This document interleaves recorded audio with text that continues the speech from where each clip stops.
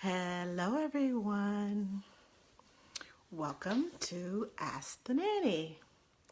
Today we are talking about car seat safety, and we have two child passenger safety technicians that are going to give us some tips and answer some questions about car seat safety.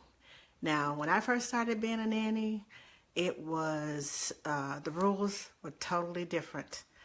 It was you had to be a year old and you had to be at least 20 pounds before you can be flipped around and facing forward. But now, hi Jenna, hi Carrie. Now the rules have changed. And because those rules have changed, we need to basically upgrade our thinking and upgrade our mechanical tooling, the way we handle children in car seats. So, excuse me, I have a half voice tonight. So I have my trusty little special made green tea, and it is green. It looks like green goo, but I've been fighting a respiratory something going on. I had two sick children last week, so they finally got me on Wednesday night. So since Thursday, I've been battling not having a voice. Hi, Melissa. And who else came in? Hi, Nicole and Deidre and Joylyn. Welcome to Ask the Nanny. Let me see. As I was saying, it is hard for us to reprogram our brains and rethink things sometimes, because I know I'm still stuck on the 1-year-old, 20 pounds, I can flip them around. But that's not the standard, or so I was told. But we will find out tonight as to if oh, Deidre, I'm not the only one stuck in the dark ages. That's good to know. So I'm glad that I'm not the only one that's stuck back there in the dark ages. Hi, Courtney. How are you? Courtney is one of our child, excuse me, child passenger safety technicians. I'm going to get that right. So tonight I am looking for, let me see, I can't find.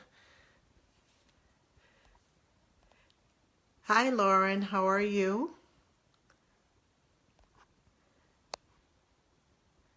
I'm happy that you're here too, Courtney. Hi, Kara. How are you? Hold on just a second.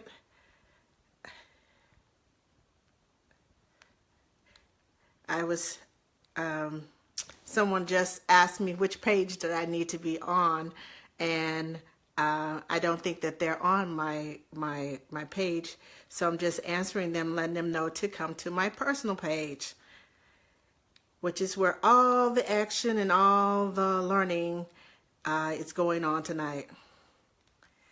So, without any further ado, we're going to bring on Miss Courtney so that she can tell us about child safety passenger safety technicians. Got it right. Hello. Hi, Courtney. Oh, I love the red. Oh, well, I had to do like holiday. I started to wear my ugly, Santa I can explain t-shirt, but then I thought Yeah. you're supposed to be a professional, so look professional. Well, I'll say that for the party. I have my little snowman earrings on. Oh, those You are see 'em? cute. I see them. I see Yeah. them. That is about as holiday as I'm getting tonight. Okay. Well, I didn't go holiday, so I'm just gonna leave that alone. Okay. Now, How are you? I haven't seen you in a couple weeks. I'm better.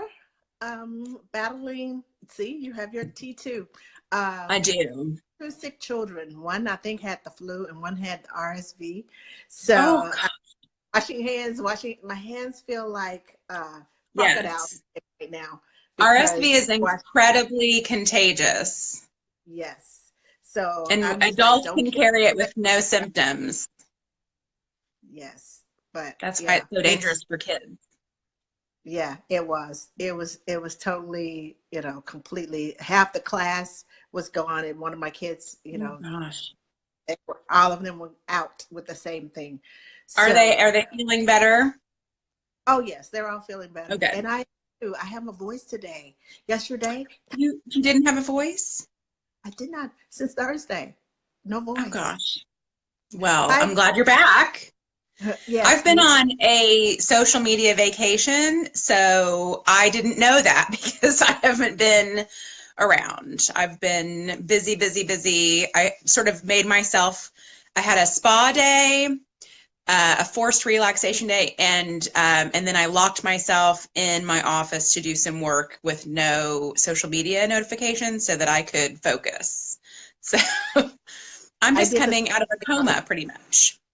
I couldn't talk on Saturday, so you know what? I put everything down. I finally finished my dream board for next year. And Fabulous. I couldn't talk. I got business done. I took care of everything and I got it done. Hello to all Good. the new people that just came in. Yes, hello. Carol and Emily Ann and Carrie and Kate and Sue. Welcome, welcome, welcome. Now, before I lose my voice, um, the announcements, I will save them for last. But ladies, once we get started, um, if you have questions, please type them in. We can scroll back up to see what they're. I see that Facebook Live is doing something new. I see all these little green boxes on my screen, and I'm just Ooh. thinking to myself, wow, this is new. So bear with me if I don't see your question or I don't see your name. I'm learning something new tonight as we go along. So, Ms. Courtney, Yes, ma'am. first of all, for those of us who don't know you, uh, please tell us a little bit about yourself outside of being a child passenger safety technician. So my name is Cortney Gibson. I own a company called Gibson Newborn Services, and I'm the creator of Sleep Wonders Integrative Sleep Consultant course. So if it has something to do with babies, I do that. So I have a newborn care agency. I have an amazing team of ladies who work with me in Dallas. I also still do shifts myself sometimes, and I'm a sleep consultant and a parent educator. So I do all of the things that have to do with babies and families, including child passenger safety. So it seemed like a really natural fit for me because I was the crazy car seat lady, from the time I was a nanny. And so it made sense to just finally do the 4-day course and become certified. So I live in Dallas, just south of you, I think. And I'm here for it. I think you're doing an amazing job. I have to tell you, we had our holiday party yesterday at my house, and Chevelle and I had a long discussion about how proud we are of you for keeping this up every week and like how amazing it is and what a great resource it is. And we just love you to pieces. So you're Thank you. you're amazing. Well, Chevelle was my very first. I was nervous. I didn't know what I was doing. I was I try to show it, and I'm nervous Well, you're every like a week. professional now. Every week that I come on, I'm just like, ah, but you all should see me running around the house before before Oh, I know. And today I actually was like on my game because I put it in my calendar and, made sure I took a shower and like I got my office all set up with my, hands-free thing. And so I actually was really prepared today. I even have a really lovely Christmas candle going. wow. So Today I was I at one see of the red good days. flowers. I see the red Do I? flowers in the background too. Oh, well, they're hot pink, but Okay, yes, well they that's okay. my These are that's my my roses. Uh, my office colors are teal and hot pink and uh, white. So that's yeah, so pretty. those are that's the bookshelf behind my desk. Okay. Now that we've got all the chit chat out of the way and people are home Yeah. now. We've spent some time allowing for people to get on Yeah, because that's they're the logged on. first part of Facebook Live is those first 5 minutes of, hey, so what do I talk about before Right? everybody comes on? So yeah, welcome everybody. Uh, Yeah. and for those of you who just joined us, this is Cortney Gibson, and she is a child passenger safety technician, and she is going to tell us about. Okay, so I have two technicians. I have Courtney and I have Megan. So I'm going to ask you half the questions, Courtney, and Okay. I'm going to ask Megan the other half of the questions. And that way, at the end, like I said, you can wait till the end, but you may forget. So start typing your questions in now so Yes. that they can get answered as we go along. Because when I switch, we're going to have a totally different set of questions. So, Okay. And just, I don't know about Megan's background, but I don't deal with older kids in booster seats very often. So okay, it's then I all save those baby seats and questions for convertible her. seats for me. Yes.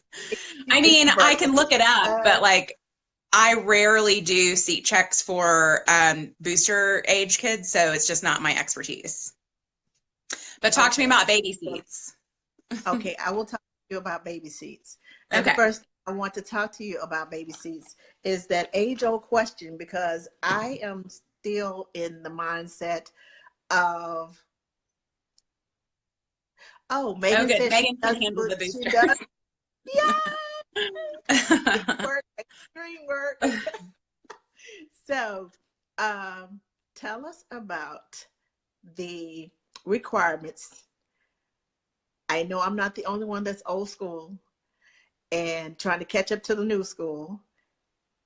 What is the age requirement and the weight requirement for turning the child around into the forward Forward. facing?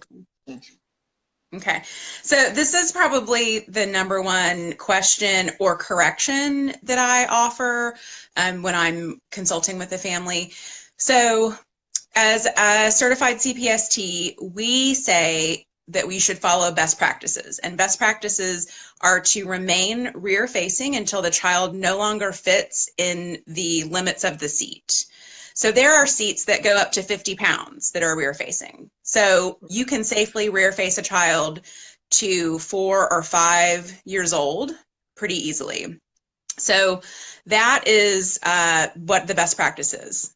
Now, each state may have its own law about rear facing. Some states have you know, rear facing to 2. Some don't have a law in place. The American Academy of Pediatrics has recommended that Megan says she's rear faced a 7-year-old too. I As long as see they that. fit, they Wow. can rear face. So the American Academy has recommended that kids rear face until at least 2 years of age. So they will be far beyond it used to be 1-year-old or 20 pounds. Then it was 1-year-old and 20 pounds. Then it was, now it's 2 years is the minimum. And the reason that we say minimum is because kiddos can fit rear facing in a convertible seat for a really long time. My niece sat rear facing in my vehicle until she was 4.5, pretty easily. And had I lived in the same place she was, she would have sat rear facing much longer, but we didn't live near each other. So it wasn't like she was in my car very often. So Okay. that's the answer is as long as they fit the seat. A rear facing only seat, which is the infant bucket seat that little baby seat that fits in the base. Those seats usually have a lower weight limit, so that might be 32 pounds. 20 pounds. So those they usually grow out height wise and before they grow out of the weight. In which case you would move to a convertible seat, which rear faces up to whatever the weight and height is, and then you would forward face until they outgrow those limits. So really, there are seats now that are all-in-ones that you can use up to 100 pounds. So there's really no reason why you can't stay rear facing, extended rear facing. So there, I don't know if I should get into this, but do you want to know the reason why we recommend rear facing for so long? Of course. We're here to learn. Okay. Okay, so the vertebrae that go around and protect the spinal cord don't fully come together and close until like kindergarten age, right? 5, 6 years old. So if a very young child, a 2-year-old, let's say, is forward facing and is in a car crash, when they fly forward, right, you imagine what that looks like. Arms and legs fly forward, the head flies forward. It has nothing to do with whether or not the kid has enough muscle to hold their head up. It's about if the structure of their skeleton is developed enough to protect their spinal cord. So in young children, they don't get what is called internal decapitation or head excursion, where the spinal cord is severed from the inside. So because they don't have this, I know it's terrible. I'm sorry. But that's the truth. Girl, don't cry. Okay. This is a learning opportunity. This is why it's important. Yeah. Okay.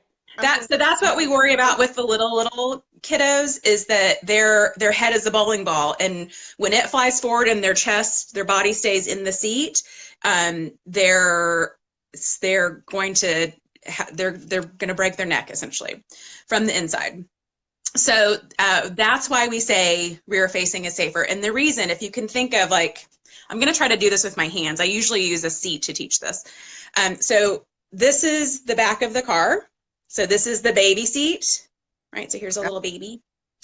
Right. So in a forward crash, the whole seat is going to ride down into, like, down and forward into the seat in front of it.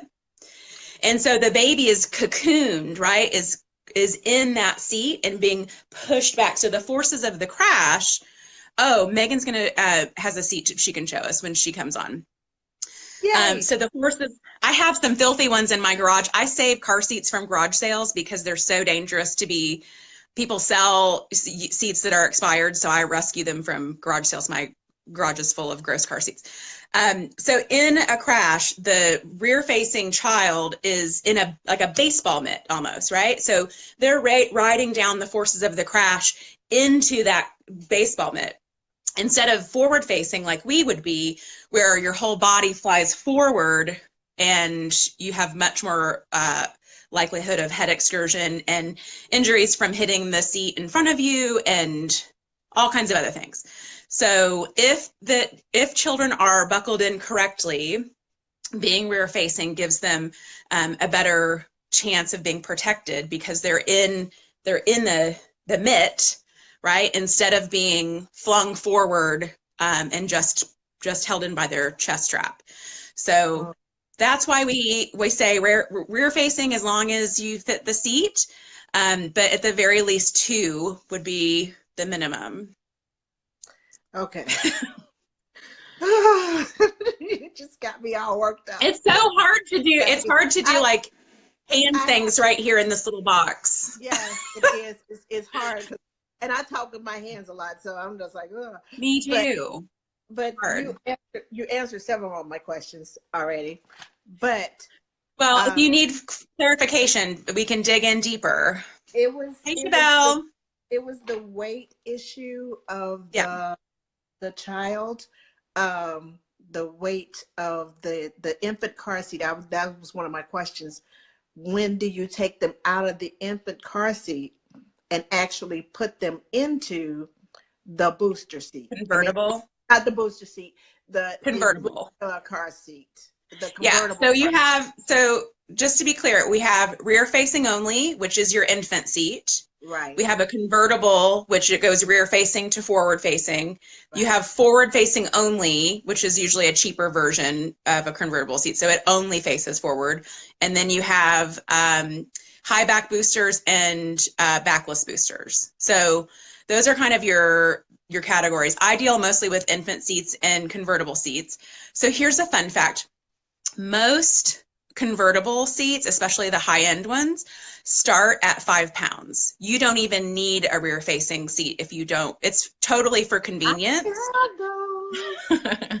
So you can go home from the hospital in a rear-facing convertible seat as long as the child fits the weight limits, the lower weight limits, and can be properly harnessed into the seat.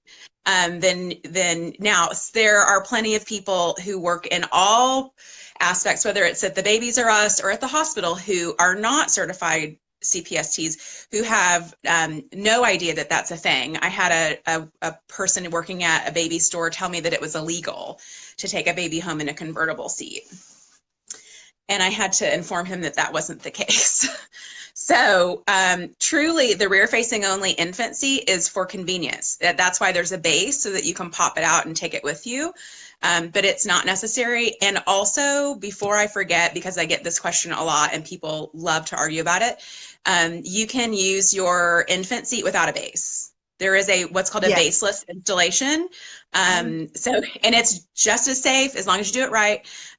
So when it comes to safety, all seats are pass the same tests, the same safety standards. There are certainly some seats that have more bells and whistles and maybe more additional safety features, but all seats from the cheapest to the most expensive have passed the same standards for US use. So that's what I was gonna. You are answering all of my questions, girl. I already know what you're gonna ask because everybody always asks the same questions. Because I was thinking to myself, okay, so I'm playing devil's advocate. I don't know anything about a car seat. What questions would I ask? Because that's good though. Know, having done this for so many years, and I pretty much know, okay, this is the way the car seat is supposed to go. But I also know there are other things that I don't know that I need to brush up on. And Emily just asked one of my questions about how tight. I have I've seen parents have that strap that that little chest clip. That little chest clip. I've seen them all the way up here. I've seen them right here, and I've seen them at the belly button. I'm like, if your child was to get into an accident with it way down here, arms will go flailing. If that child flies forward, the whole child is going to fly out of the seat. And that's just my vivid imagination. But to me, if it's way down at the belly button and the straps are like here, if I'm going forward, a child's arms are going to fall.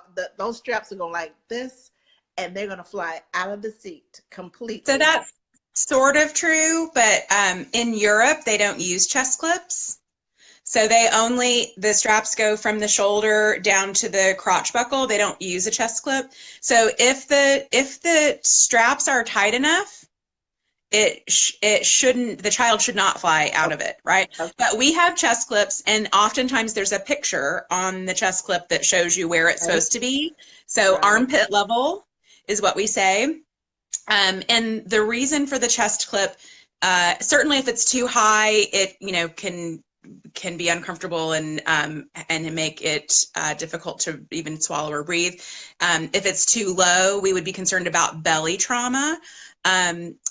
The reason that it is at the chest is it's a pre-crash positioner. So it puts the straps in the right place so that when impact happens, everything is lined up right and the baby stays where they're supposed to be. The chest clip is actually designed to, if it needs to, move down in the crash. So it's one of the things that they refer to as the payout. So payout is like getting rid of all the energy from the crash. So every little thing they can do to make make the payout happen in a way that protects the baby. So you want to have as much, like ride out as much of the energy from the crash before the baby rebounds back.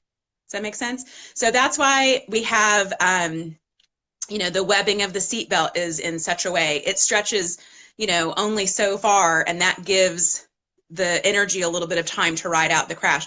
The chest clip is designed to, if it needs to, be able to move down. It slows down the child's forward motion in a crash. So yes and no. What the best thing to do is to read the manual and follow the instructions. So if the manual says to put the chest clip at the armpit level and to, all of those things, then we just do that. But just know that that's, it seems like that's what would happen, but if everything's lined up right, the chest clip doesn't stay there usually in a crash, a high-speed crash. It's going to come down. Okay.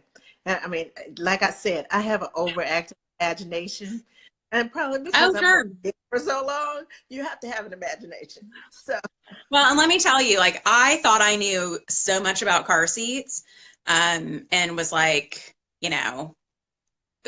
I felt like I knew a lot about car seat safety and consider myself to be kind of a nut about safety in general.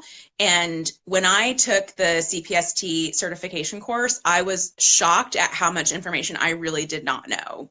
So truly, we say that the misuse rate is 74 to 90+%. And in truth, in the field, for my records, it's over 90%. Over 90% of the people who come through my seat checks have something that is like grossly wrong with their car seat installation or the harnessing of the child. So even people who have read the manual, even people who are like, oh, I've been doing this for years, I know exactly how to do this. I hear from dads all the time, like, how hard could it be to install a car seat? And the truth is, it's really hard to get it right. It's really hard to get it right. And unfortunately, the car seat manufacturers don't always make it so easy. The manuals are not always easy to read. We have access to this book. It's my Latch manual. And so they're so confusing that the industry has created this enormous book that lets you easily reference like what cars allow you to borrow a latch hook from the other seat, and all kinds of like what allows an overlapping belt and which seats. And so you have to follow not only the car seat manual, but you have to follow the car manual. So when you're installing a seat, you want to have both manuals, and you want to read both of them, because a car manual may tell you specific information that that you have to use a certain something in that vehicle. So read them both thoroughly. More than once. Just went through the family that I work with. They just had a brand new baby, so they had to buy a bigger car. Well, Dad was looking for the car, and he's like, I need one that's going to fit 3 car seats, going to fit him comfortably. And there were cars that didn't even have the anchors. And yeah, most don't have them 3 across. Most cars have only 2 sets. These were the newer cars, and these were the cars that had like 3 rows, and one of them had none, and I was like, "What?" I said, "What?" So here's the thing about that. So all vehicle manufacturers are going to be different. They're required to have, I think, Megan, you can maybe answer this, 1 or 2 sets. But there often isn't a set in the middle, which is where most people put their one single newborn, right? So if you only have 1 kid, you usually put them in the middle, because it's the safest. It's the safest seating position for anyone. Okay, Megan says there are 2. So the requirement for U.S.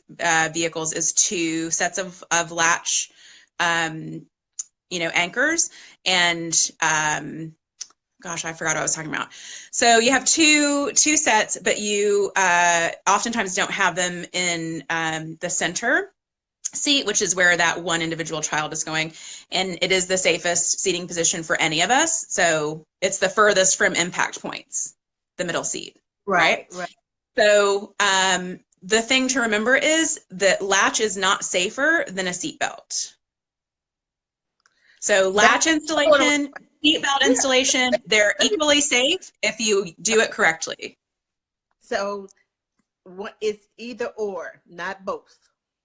Either or, not both, except unless the manual tells you to. So like the Kleck Funf, I can't remember if it's only, I think it might only be forward facing, allows you to use one or the other or both because there's a limit on latch. So you don't have to worry about it for an infant seat because they're never going to exceed the 65-pound limit, but the limit on using latch is 65 pounds, including the weight of the seat. So if you have a seat that weighs 20 pounds, when your kid hits 45 pounds, you have to use the seatbelt anyway. Okay. Okay. So that's a This, really see, not common knowledge. A lot of people don't know this, that you at some point can no longer use latch by itself. But for instance, in the Kleck Funf, you can use both the belt and the latch once it gets to that point. But most seats say not both, one or the other. But it is not okay. safer. It is not safer to use both the seatbelt and a latch. A lot of my new parents with their infant seat have used both because they think it's safer. You know, double protection. It's not. One or the other Okay. in almost every case.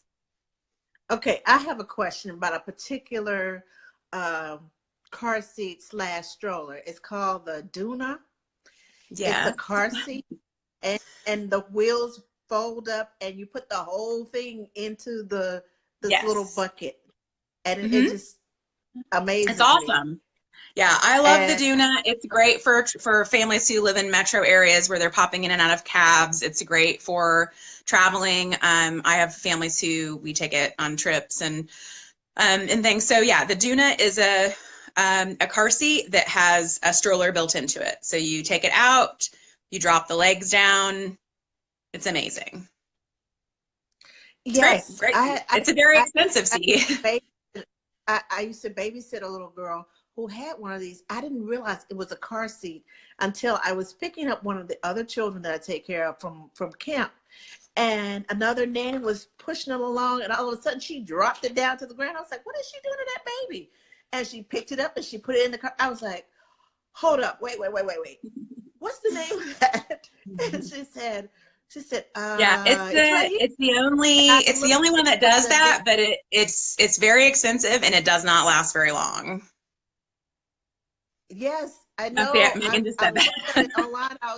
I was going to suggest it for the family that I work with now, and I looked at the price. I was like, wait a minute, she's only going to be in here. No, that's not worth it. Never mind. Never mind, because So Alicia has a good it's question. So Alicia has a good question. She asks if there's more chance for it to be installed incorrectly since it comes in and out of the car so much.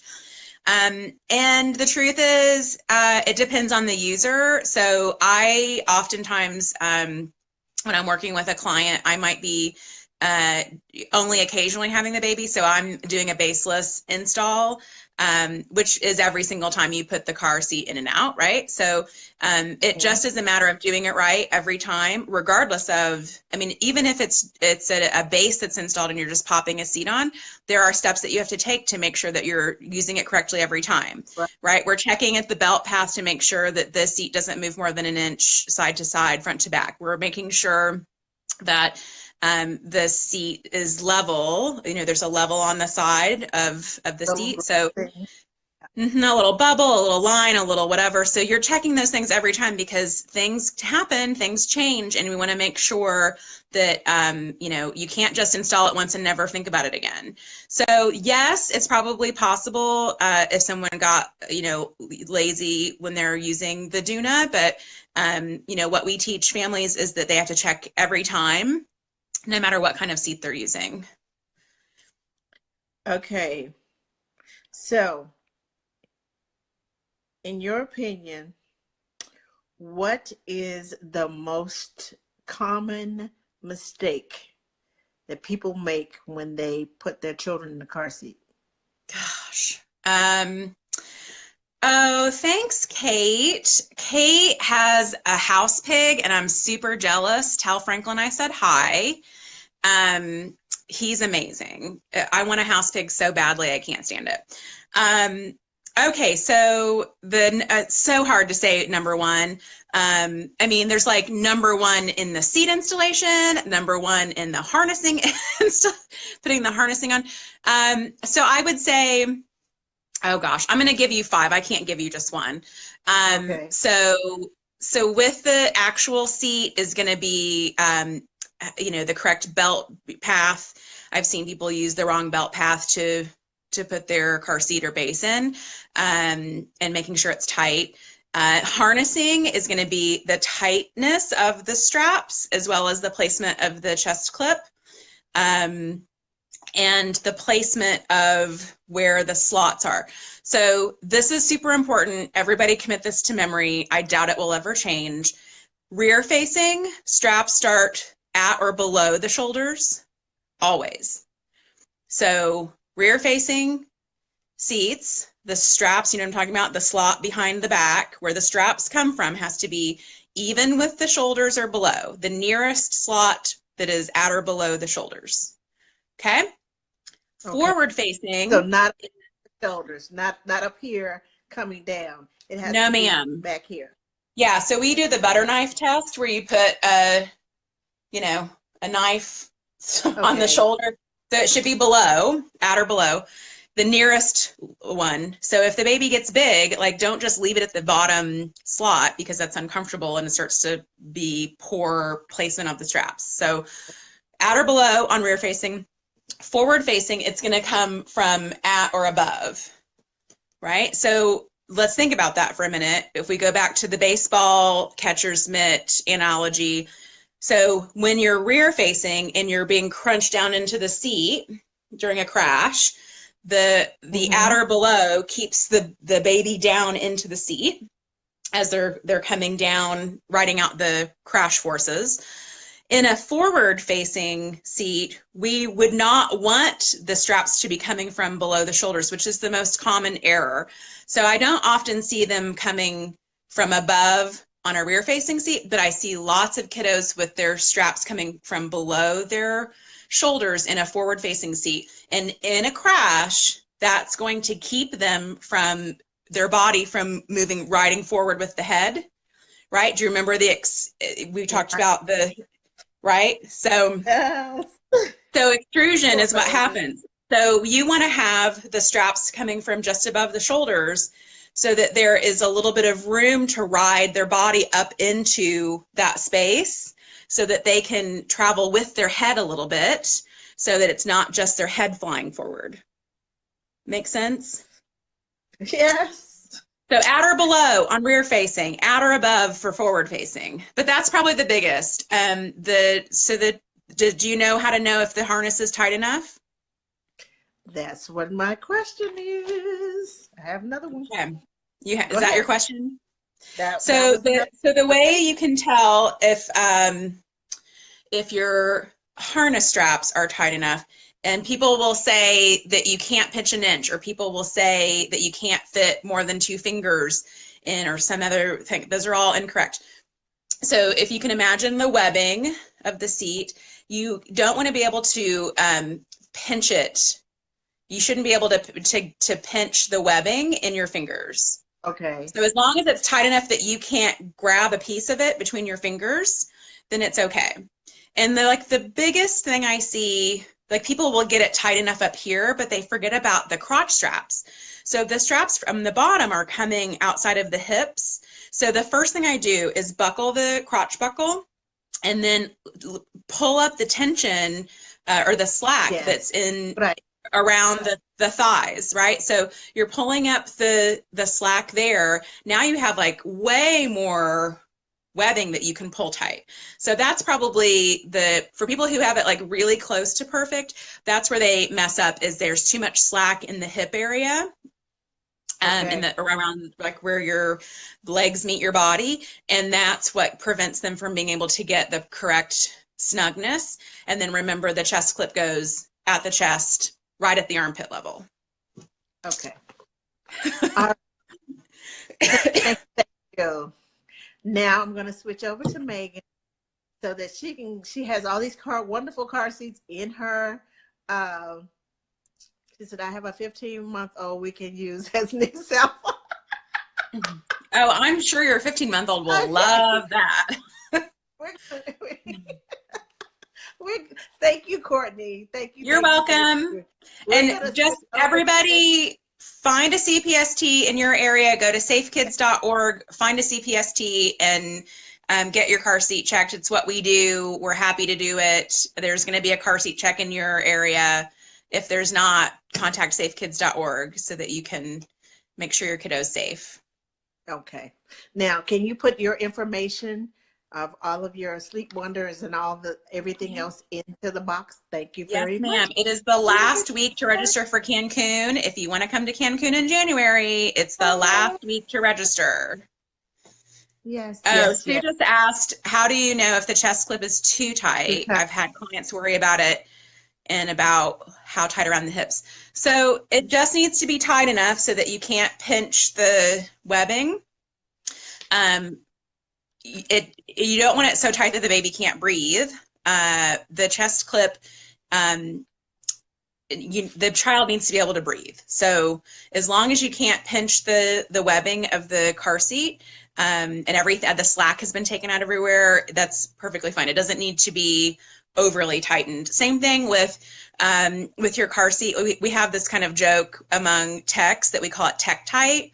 Like, we can get car seats tighter than, anyone. And it doesn't necessarily need to be that tight. Like, they're built to have some wiggle room for that ride down in a crash. So just know you follow the directions, and as long as you meet all those, requirements, then you're going to be fine. So don't tell your clients not to worry about like making it so tight the baby can't breathe. We want it to just be tight enough where you can't pinch over the fabric of the webbing. Okay. Great. Thank you. All right. See you next time. See you next time. All right. Now we are going to invite Miss Megan on so she can give us some firsthand. She's going to give us some, I like to call sampling, a visual. I'm a visual learner. Hi. So, hi, Megan. Can you hear me? Yes, I can hear you. Yay! So glad it worked. Okay, I'm doing good. How are you? I'm good. I can't wait to see. Can't wait to see you demonstrate. Sorry, my son is making lots of noise. Can you say hi? Hi. Can you say hi? He's like, okay, mommy's getting ready to choose me again. So tell me, okay, before he goes to bed, give us some demonstrations, and then I'll ask you the rest of the questions. So, okay, so I'm going to buckle him. I have a cranky baby on your hands. All right, I'm going to buckle him real quick. I will try and prop this. Oh, that was not helpful. I don't think you'll be able to see from up there. Hold on.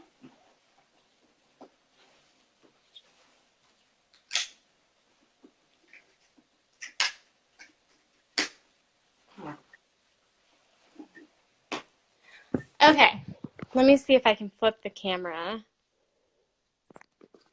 So I've buckled him. So what she was talking about is right here on the hips. This is all one piece.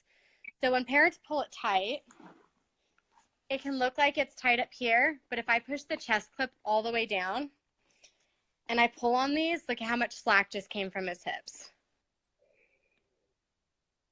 Yeah. So the Gray Coke Extended is a really hard car seat to buckle. So I always pull from the back and then pull from the front like that. Is that funny? And then, so how do you pull from the if it's installed inside of your car and if it's anchored in? So how do you pull? Let's say this. How do you pull? Okay. like the actual back of the car seat where the headrests are is like right here. So this is Okay. always going to be accessible. Oh, that's So right. you can, it's just right See, here. my brain just went there again to the 1 year old and flip them around at 20 pounds. Okay, got you. I understand now. Okay. Yeah. I'm So still back. now that I pulled that tight, Okay. you want the chest clip to be here. So it's still a little bit loose. I'm trying to do it with one hand. You want it to be parallel with their armpits. Right there. Right there. You're so adorable. Thank you. One thing she didn't go over is a lot of companies, so it's hard to see because he's wearing blue pants. They don't want kids to sit on the crotch buckle. You want it to be next to them, but not underneath them. Okay. So, Different slots there. You can slip when they get older. You can pull it forward. yeah, and your manual will tell you which way Okay. you want, the crotch buckle. Okay. Oh, he's getting unhappy. You're a little mess right now. Is anyone have questions while he's buckled? Okay, so in the buckling process, you showed us the harness, and you've shown us basically how tight is it supposed to be. Those are pretty much basically my questions. So I'm gonna take this off. This is his, okay. because that'll help. I'm gonna have to take both of them off 1 second. Let's see if mommy can get it off. So the chest clip, like she was saying, in an accident, it's meant to slide down and break apart. Okay. So what it's designated to do, when the chest clip is way down here, the straps can come off of the shoulders, and parents tend to tighten them when they're like this and they're not all the way on the shoulders. The chest clip just puts them all the way on the child's shoulders. Okay. So 1 second. Today, get your toes. So you just don't want to be able to pinch. So how I'm doing this, I can't pinch any of his shoulders. If Okay. I pick that up, even just a little bit, if he's not fighting me, I can, hey, thank you. Excuse me.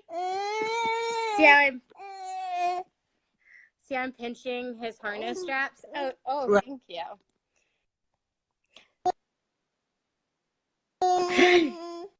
Sorry, he hit the phone. Oh, no, thank you. Okay. Okay, you can get out. Something a lot of parents don't know is you can loosen up the car seat every time you get the child out. You don't have to keep it permanently tight. There's a lot of, Mama's right here. There's a lot of people that keep the harness tight, and they'll come to me and say, oh, I can't buckle my child. The harness straps are too tight. So you can buckle and unbuckle or loosen the harness every single time. I do. It's much easier. That is what this little slot right here. Yes, I use that little button, that little flip thing. I always lift it up and pull the string. Exactly. Yeah. So this is the Graco Extend to Fit True Shield. This one has the extra side impact protection, which is why it's so wide. And then this is a rear facing only car seat with a base. So I happen to have both of them if you have any questions on either. Okay, so the rear facing car seat with the base, the baby's infant car seat, right? Mm-hmm. Yes. Okay. So this one cannot forward face at all. I would say a big problem that I see is parents will try and forward face this car seat and put like the seatbelt over. That is not safe. This car seat is only designed to be rear facing. Right, right. And you never want to add any extra. And another huge thing I see wrong with rear facing only is aftermarket products. So you can't have any harness covers or extra padding, toys, car seat covers that go over it. All of that, anything that you add to the car seat has to be removed once you get in the car. The only thing that's approved is blankets. Everything else is not approved by the manufacturer, and it has to be removed while you're in the car.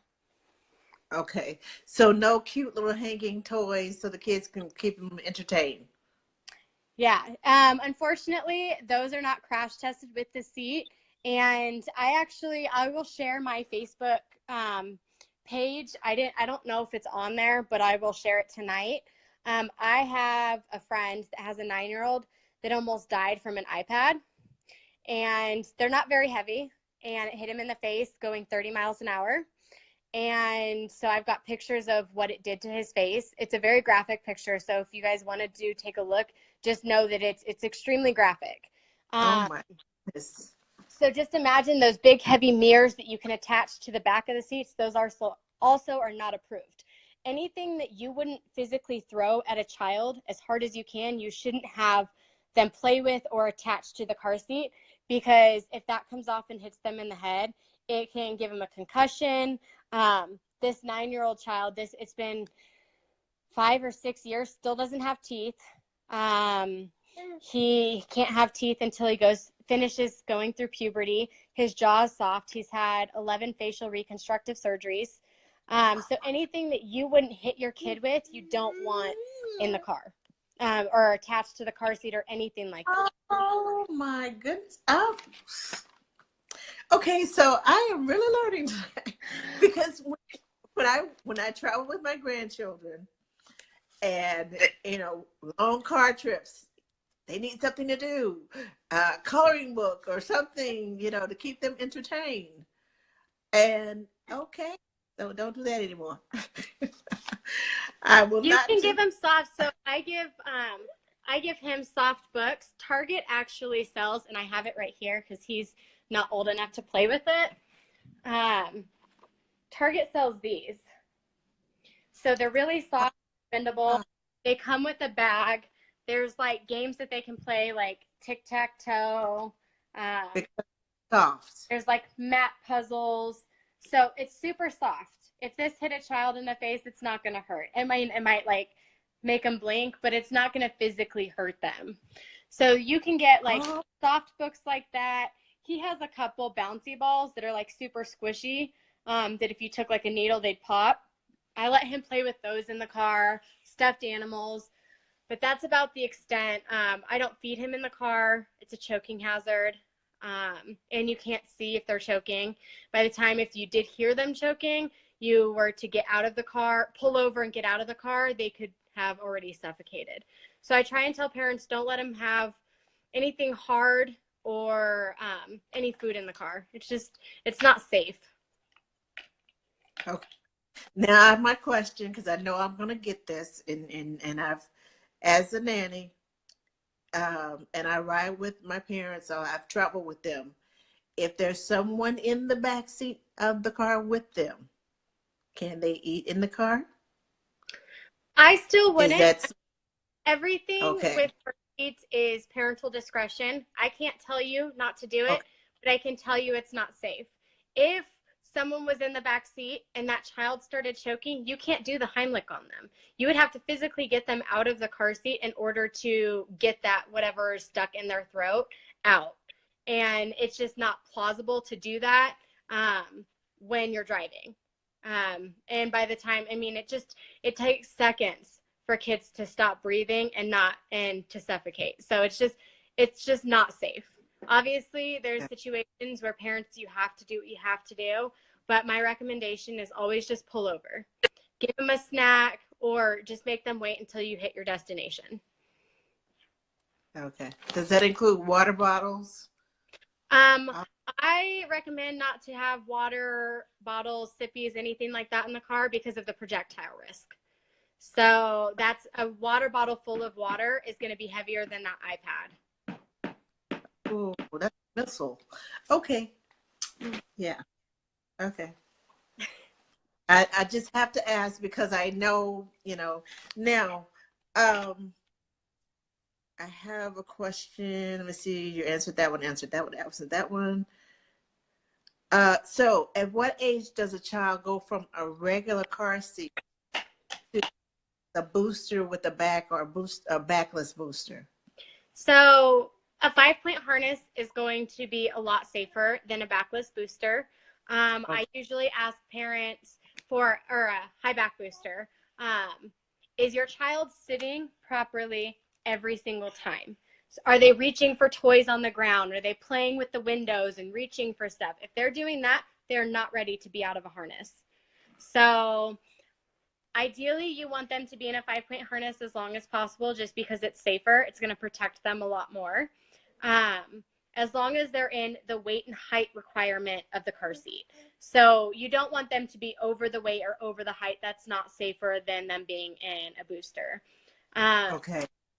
And as far as a high back booster going to a backless booster, if they're still falling asleep in the car, they need to be in a high back booster as long as they're in the height and weight requirements, because when they're falling asleep, they're staying there. Now, if they're falling asleep and they're not in a high back booster and they're in a backless booster and they're leaning, that seatbelt is not sitting on them properly. So if you were to get in an accident while they were sleeping, one second, you're okay. If they're sleeping and you get in an accident and that seatbelt's not sitting on them properly, it's not going to protect them at all. Okay. So the high back. I think I have one of every car seat, because I'm sitting here thinking, okay, I have the backless, I have the high back, I have the infant car seat, I have the convertible that goes from 5 pounds up to, I think it's like 65 pounds. So I have all of these car seats, and I'm thinking, okay, so which one do I need for, which child? And normally, because I work with, babysitting sometimes, I have extra car seats in the back of my car, right in the back of my car, because the ones that I keep in there are for the children that I work with daily. But I have some extra ones in the back just in case we need to go somewhere or an emergency happens and I have to get the kids out of the house. I have the correct car seat to put those children in. So what kind of car do you have? I'm just the one that's paranoid like that. So what kind of car do you have? I have a Buick Enclave. Okay, so it's an SUV. What I would do personally is I would buckle all of the harnesses and run a tie-down strap through those. All of SUVs have the cargo straps in the back. So if you were to get in an accident, those car seats wouldn't fly over the seat and hit any of the kids in your car. Okay. Courtney got it. Okay. Keep them buckled. So yeah, I keep them buckled or tie them down. I tie everything down. I have tie down straps, but I tie down my stroller. And then I have a duffel bag that I throw anything loose in my car. Sippies. If I'm not using my phone for GPS, it all goes in. Anything you could possibly think of goes into this duffel, and that duffel is also tied down so that I know that anything that's in my car cannot hit any of the kids in my car. So it doesn't become a projectile, It torpedo. can go over the seat. There's some pretty crazy crash tests that Sweden did where they took paint and a bunch of stuff from the tool, and they did a crash test with that, and the entire car was covered in paint. Every crevice of the car was covered in paint. There was a few things that went through the windshield, and this was in the back of an SUV. So it really did. I will be using that little net tie down thing. Okay, I need to invest in some more bungees to go across my little cord things and yes. Okay. Emily said the pads that come on the straps, are they safe to remove? So that is going to be up to the manufacturer and the car seat. So Graco Extend a Fit is a good example. You are allowed to remove the strap covers for rear facing, but if you're forward facing a child that is, I believe, 22 pounds or something I would have to grab the manual, but something like that, you have to have them for forward facing if the child is under a certain weight. So it's going to be based on each car seat. Some car seats have them sewn on. You cannot remove those. And then some car seats say you can remove them, but they have to be at least 11 pounds. So it's a base-to-base car seat. I don't have any clue about every single seat. There's way too many on the market. So you'll have to check your manuals for that. Okay. My next question is about wearing a heavy jacket. So when you wear a heavy jacket in the car, actually, let me go grab one. I can show you what happens when you put a jacket on in the car. So Okay. I have one right here. I live in Colorado. It is freezing cold here. A lot of the winter. It can get up to negative degrees. I will tell you, for me personally, I run into the store with my kid in no jacket. It is a lot faster for me to get into the store and get him warm than it is to take the jacket on and off. Stand up real quick. Mama's going to put a jacket on you. I know I used to live in Alaska, and those thick jackets, by the time you get on the snowsuit, and then you get the jacket on and the hat on and the mittens on and all this other stuff that you have to put on, it's a mess. So I'm just buckling him real quick. You can't see me, sorry. I'm going to show you how much slack there is when you put them in a jacket. Okay. This is so helpful. I like visuals because I am a visual learner. I know some people can just listen to it and pick it up, but if I see something done, it sticks a lot longer than it does if I'm just listening to it. Okay, so I can't pinch the straps at all. It's tight. Now let me take him out. I'm not going to loosen it. I'm just going to take him out. And then we'll rebuckle him without the jacket. Okay. This is gonna get interesting.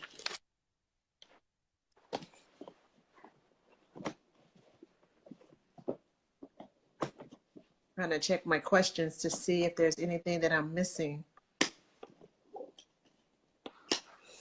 Okay. Look at Okay. how much slack. Wow. There's like That's a whole nother child can fit in there. right. So that is why you do not. So in an accident, this jacket is going to compress and the baby's going to come right out. Wow. You're so helpful today. So you do not want to wear thick jackets. If you are insistent on a jacket, there is this thing called a road coat. Trying to remember the manufacturer that makes them. One Kid, or I think it's One Kid. They make jackets that are approved for car seats, but they are $150 a piece. Wow. So and don't let your child grow. Yeah. So my suggestion is blankets, preheating the car, layers. You can put a couple layers on them. And like thin fleece type jackets, something that is thin, you can use those. But anything, so I always tell parents that they're like, well, how do I know if the fleece is thin enough? Do what I just did.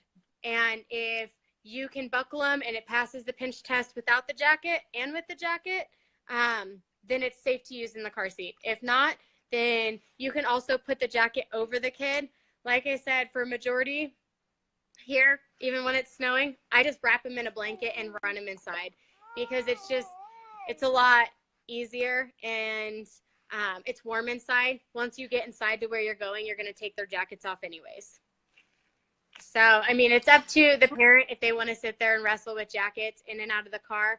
Unless you're going to be outside or it's like a long walk or anything like that, you can just wrap them up in a blanket. It's just a lot easier. Okay, so one last question. What age does a child have to be to not be, it may be age and weight. What age and weight does a child have to be strapped in like an adult without the seats and the boosters and all that? What age? So the recommendation is it's by height and age. So you want them to be a minimum of 9. So they usually say between 10 and 13. So you want them to be at least 4'9". So if they are not 4'9", that seatbelt is not going to hit them right. So you want them to be in a booster until they're 4'9", or they've gone through puberty. Okay. Now that you mentioned that. Okay. My in-laws are not tall people. And I know this is going to sound crazy because they're children. But 4'9" is a challenge. And I'm just wondering, I'm thinking to myself, okay, if they're not 4'9", they're sitting in the regular seat and buckled in. So adult bones can handle an accident, Okay. whereas children's bones cannot. Their bones don't fully mature until puberty, which is why they say 4'9" or after they've gone through puberty. Because after they've gone through puberty, their bones are strong enough and they have developed enough to withstand an accident. Before then, they haven't. Okay. Because when you said 4'9", my brain just, I tell you, I'm only 4'11", so I'm pretty close to still technically needing to be in a booster. You understand exactly where my brain just went. Yeah, I get jokes all the time how I should almost still be in a booster. So.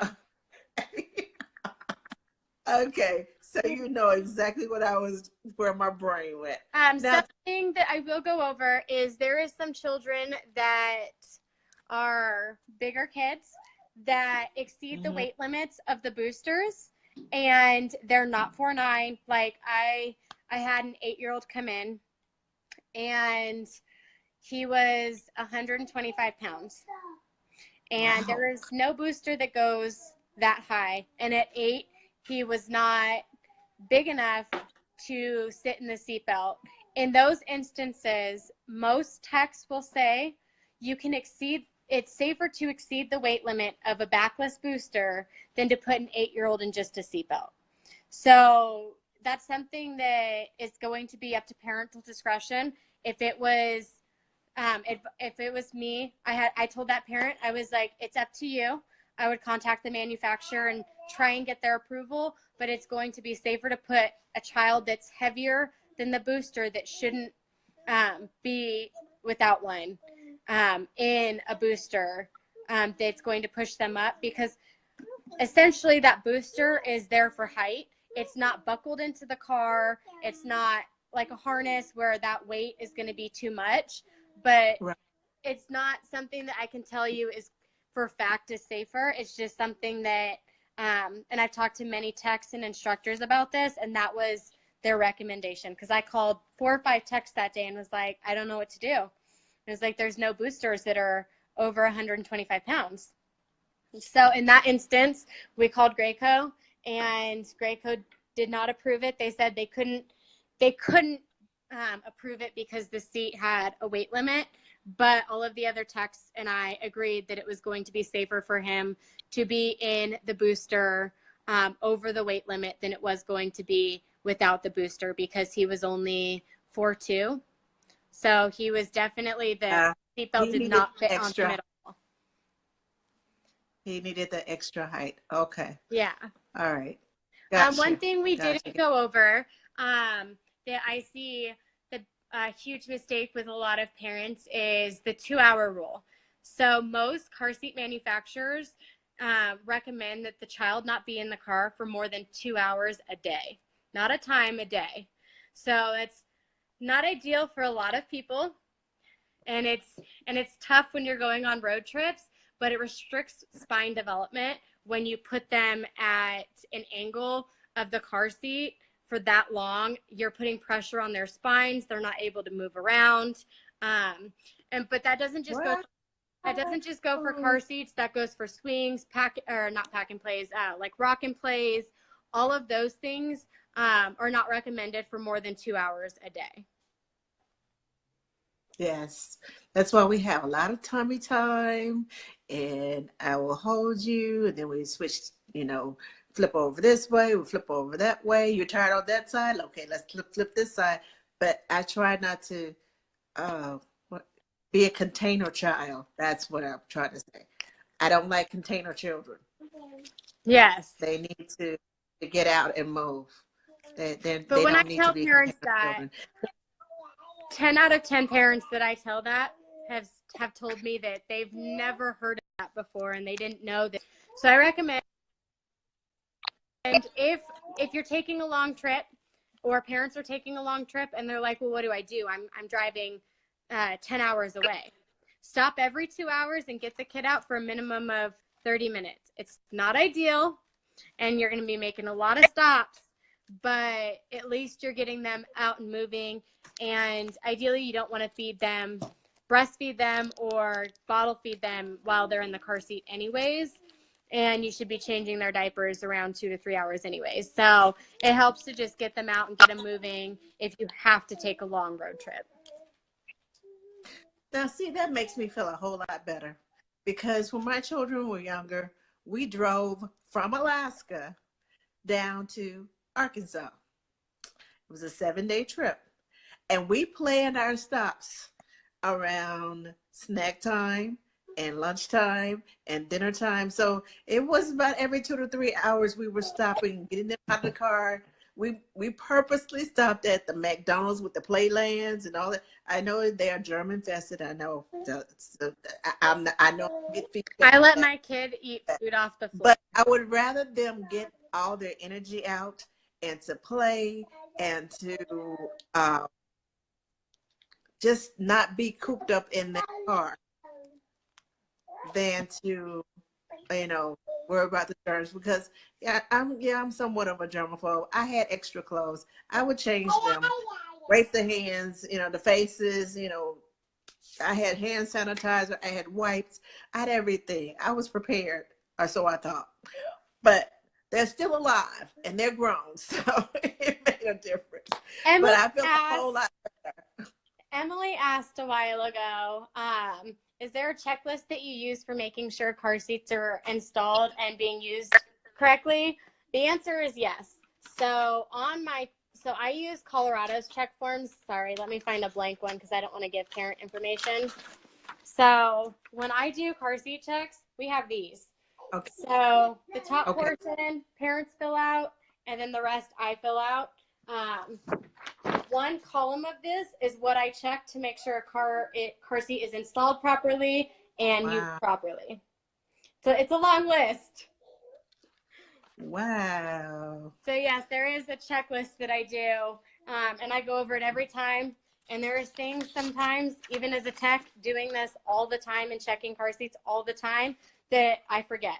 So it's great to be able to reference these when I do checks with parents, because I'm able to triple check, oh, I didn't mention this, or oh, I didn't mention that. Okay. So there is a checklist. Now tell me, what made you want to become a child passenger safety technician?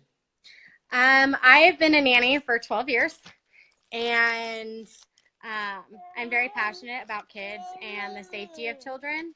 And I was very passionate about car seats before I became a technician. And when I learned the misuse was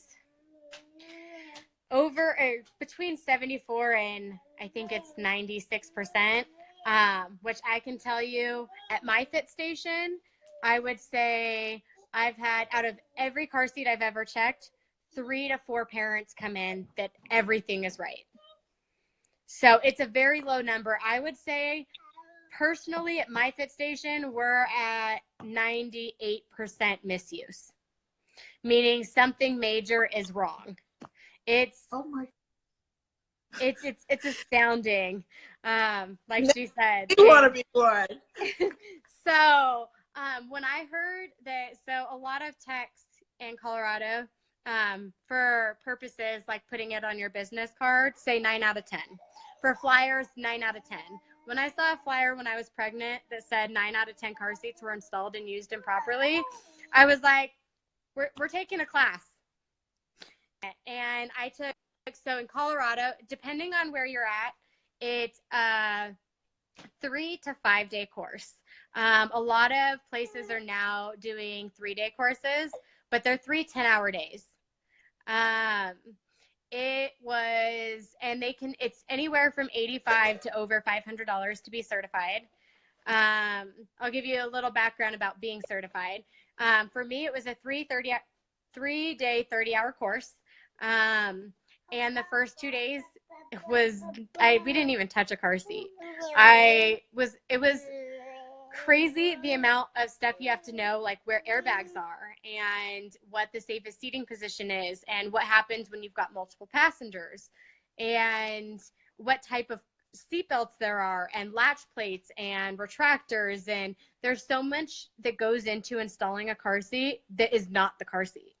So you learn a lot, and you learn about safety things that you don't even think about. Like, I never thought of projectiles and mirrors and what kids were playing with and drinking sippies in the car and all of that. So I would say being certified has been a blessing, but it's also been a curse in a sense, because there is a lot of people that you see in the stores.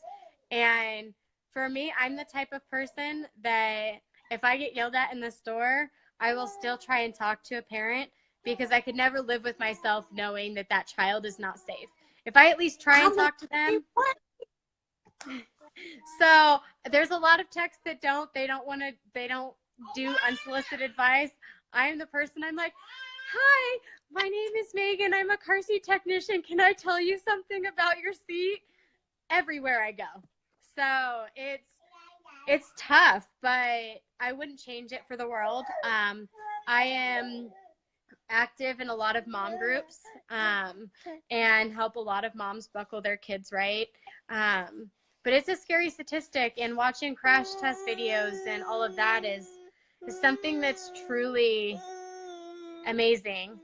Being a tech, you have to do 6 continued education courses in 2 years. You have to do a 4-hour like educational class or a check event where you go and check car seats, and you have to have installed properly every type of seat that you can before you can be recertified. And you have to be recertified every 2 years. So they're really strict on techs and what is and is not allowed. There's a tech group on Facebook, which is an awesome resource for techs. So if you are a tech or thinking of becoming a tech, after you do, there's CPS Tech Talk and CPS Tech Chatterbox. And both of them, you just send them your current certification. And a lot of the car seat manufacturer, a lot of the car seat manufacturer representatives are in these groups, and they can give you information before recalls even happen. Sometimes techs are notified when something changes. There was an article that came out a while ago saying from who was that? I can't think of the name right now, mom brain. But there was an article that came out saying that they weren't sure if forward facing was safer than rear facing. And so that was in the tech group, so we could all discuss that and look at the findings and how to talk to parents, because that was something for a lot of techs that like for me, I don't install, that's not what I do all day long. There is techs that do that all day long, but that's not me. So it's a great resource to hear what other techs have to say, and what you can get advice. If there's something that you don't know, you can go there. For me, I I'm a technician, but I don't know everything. I will never tell parents that I know everything. If I don't know something, I'll call a manufacturer or another technician or an instructor because there's way too much to know everything. Now, is there a difference between taking the class for knowledge, or do you have to take the class to become a tech? So there are classes that you can take just for knowledge that are ran by technicians, but they're not going to be as in-depth as the actual certification course. Okay. So I a couple times a year, I hold a class I grab another tech or two, and I hold a class for parents for free that can come in and they can learn like basic car seat stuff. It's just a couple hours long, but it's nothing. They're not being certified. It's just an educational class. I hold live videos in mom groups that were question and answers where they can live ask question and answers. But the only like actual certification class is through Safe Kids Worldwide. Okay. Because I know I looked into the state of Texas, and they had the certification. It's a 4-day class, and it's all day long. I was like, what in the world are you all doing with just a car seat all day long? But now that you tell me, I'm like, I need to take this class. It's a I always say you need to keep learning.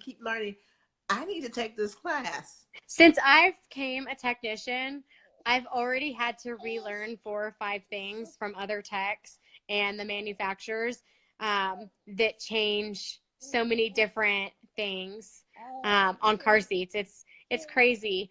Something that we didn't go over that I don't know if Cortney will agree is when you're fitting 3 car seats in a row, that is tough for a lot of nannies. So one thing to know is Graco does not allow bracing. So, which means that you have to be able to slide. They say like a hand. A lot of techs say a piece of paper. So a hand or a piece of paper in between each car seat. And if you can't do that, Graco is saying it's not a correct install. So I have seen a lot of misuse with that. Parents come in with 3 across their Graco seat. There's a few other manufacturers, some that do allow car seats to overlap, but a lot of them say they're not allowed to be overlapped. So there is some great options. Cleat car seats, the Foon and the Flow, are both super narrow, but they're also super pricey. Those car seats run $450 to like $600 a piece. The Graco Slim Fit is a new option that's really awesome. And then Diano. Personally, Diano car seats are not one that I recommend ever because the rate of misuse on them is pretty crazy. They, in my experience, have the highest misuse rate out of any other car seat. They have a lot of rules, and a lot of their rules aren't in the manuals. So it's really hard to install their car seats properly and use them properly when not all of the rules for their car seats are in the manuals. So I tell parents, if you have no other option, you can get that seat, but they just recalled all of their car seats for different issues. So personally, in the tech groups, a lot of techs do not like them because of the rate of misuse. But those are also very slim car seats if the parents insist on them. If you were to use those car seats, I would recommend seeing a tech, definitely, if you're not. Okay. But because the car seats that I have, I bought them specifically because they were supposed to be able to fit 3 across in the back seat of an SUV or car. But I know that the way my car is made, it gets wider as it goes backwards, so it can fit those 3. And that was one of the reasons why I got it, because it is wider in the back and it will allow the 3 not to overlap. So that makes me feel a whole lot better. Thank you. of course. At least I know I'm doing it right. Oh, So, yes, Courtney is right. So you also don't want those car seats to brace the front seat, meaning that yeah, you want to be able to slide a paper in between. So if you have tall passengers, you're going to want to think about that when putting the car seat in the car. right, right. I hear you. Okay, so I know you have a little one, and it's probably bedtime for him. So, and I can tell when the child gets cranky, like, "Mommy, I need your attention." So I'm gonna let you go, and thank you, thank you, thank you, thank Of you, course. thank you so much for your information. Uh, you and Courtney both, tag teaming. You all make a great team. I don't know if you all know each other, but you all make a great team. Thank Um, you. I have learned so much tonight. I've learned, and I hope um, all the nannies that are watching and the parents and whoever else is watching, I hope you all have learned so much tonight. Um, Thank you again. I'll let you get your little one to bed. Please, can you please, even if it's after the broadcast, because I'm going to post this live on my page, can you please type in the information about the groups that you mentioned on Facebook? Because seriously, I'm thinking now that I know more than what I thought I knew. Um, I want to take this class. I want to get certified because, I'm just like you. I will boldly go and say, please don't let your child do this. This is going to happen. I've seen this happen before. And, and they're looking at me like, and my mom always told me, you're going to get in trouble one day. I said, I can't stand it when children are in danger and parents don't realize that's dangerous. You're about to, kill your child. You're seriously going to injure your child, but they don't know. So I can't sit idly by and not say anything. So I'm just like you in that manner. I need to take this class. I'm getting ready to look it up tomorrow and figure out if there's one I can take over the Christmas break. So I just So, put my link and my group. My group is it's a local Denver, Colorado, but I have moms yeah. and nannies that don't live in Denver a part of the group. I post information. You can ask questions. You can post pictures and do a seat check. So you don't have to be in Denver to add my group. It's just a local group that I run. So if you want to add the group, you can. You don't have to be living in Colorado to add the group. I will add everyone, and I just might not be up to date on your current laws, so I would have to look them up. But I will be willing to educate anyone. And I post a lot of memes, and anytime something gets recalled, I post that in the group as well.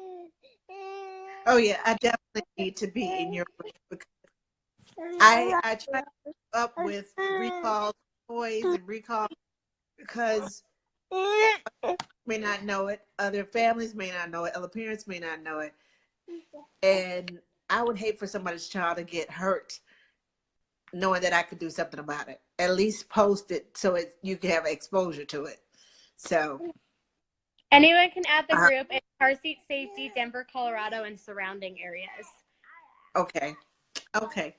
Well, I will let you get your little one to bed. And Thank you. thank you again. Thank you so Of much. course. It was a All pleasure. Bye. right, bye. Okay. Ladies, and gentlemen, if you're watching, it has been quite a learning experience for me. I don't know if it has been for you, but it has been quite a learning experience for me tonight. And if you are a nanny and you have somewhere close by that you can take this class, please do, because I'm going to be on it like tomorrow, first thing in the morning, probably tonight after I get off of here. I'm going to find a class because this has truly opened my eyes about some things that I have been doing wrong. And, old school's got to come into the new millennium. I've got to learn. But, excuse me. A couple of announcements that I didn't say before. Next Monday, it's Christmas. Yay. And, excuse me, we will not be here. I will be popping in and out through the holidays with some fun things that, I'm doing with my kids or my grandkids. Some holiday features that we're going to be doing. but it won't be on Ask the Nanny. I'll just be popping in and out. And also on New Year's, we won't have Ask the Nanny, but we will have a special show on January 3rd. And that show is about the INA conference. Kelly is going to tell us all about the INA conference, which is the International Nanny Association.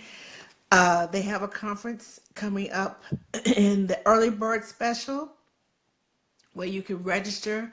I think it ends January 30th. So I'm gonna have her come on, tell you about it, tell you what's happening in the INA, how do you become a member, the benefits of being a member, all that good stuff. And on the 8th, that's gonna happen on Wednesday, January the 3rd, when the INA conference. I'll post it and have advertisement for it. But on January the 8th, Homework Solutions is going to be with Kathy Webb herself. Is going to be with us, and it's tax season, so she will be here to give us some tax tips and to tell us all about what Homework Solutions does. And Courtney says it's going to be amazing. I totally agree, Courtney. But Kathy's going to tell us about some tax tips, things you should know. Sometimes when I'm reading throughout the nanny groups, I see about things about, being paid on time, being paid off the books, being paid on the books, what the benefits of being paid on the books is about.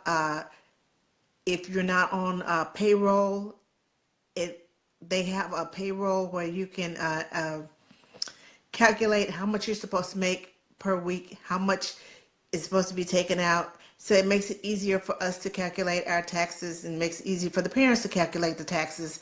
So they have all these helpful tools. You can join the email. I've joined the email group, and it has helped me, especially when I was having overtime issues.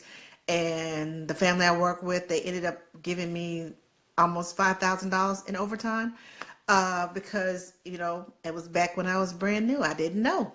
So, yeah, but trust me, the Department of Labor does not play when it comes to overtime, and they will come after you. Trust me on that one. Also, I just want to wish everyone a Merry, Merry Christmas and a Happy New Year if I don't see you, if you don't see me. And thank you all for joining us tonight. Thanks again for Courtney and Megan. Thank you so much for the visuals, and thank you so much, Courtney, for informing me about the children's heads. I'm still stuck on that. That's why I'm taking this class. And I will see you all on January the 3rd, Wednesday, when we talk about the INA conference. So you all have a good night and have a good holiday. Be safe. And one thing we didn't mention was, I know this is car seat safety, but adult safety too. No drinking and driving. I know you think you can handle it, but trust me, just one beer can enable you. I don't care how much water you drink behind it. I personally had my aunt, 2 of her children were killed by a driver who just had one beer. The breathalyzer tests came back, yes, or texting. No texting. Get off the phone. But just remember that. No drinking and driving. No texting and driving. Be safe. I want to see you all in the new year. Love you all. Thank you all for supporting Ask the Nanny. And we will be back on January the 3rd. See you then.